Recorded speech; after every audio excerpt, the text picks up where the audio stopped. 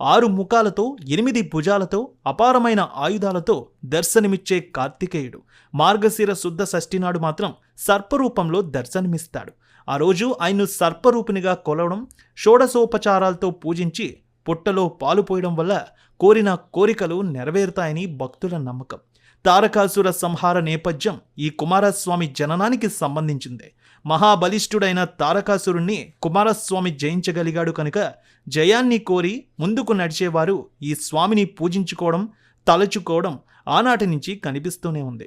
జాతకంలో కాలసర్పదోషం ఉన్నవారు, కుజ రాహుకేతు దశలు నడుస్తున్నవారు, కుజదోషం ఉన్నవారు, సంతానం లేనివారు, వివాహానికి అడ్డంకులు వస్తున్నవారు, వివాహం కానివారు, దాంపత్య జీవితంలో ఇబ్బందులు ఉన్నవారు ఉపవాస వ్రతాన్ని పాటిస్తూ షోడచోపచారాలతో అర్పించడం వల్ల సత్ఫలితాలు పొందుతారని పండితులు చెబుతూ ఉన్నారు. సంతాన భాగ్యానికి నోచుకొని స్త్రీ పురుషులు ఈ రోజున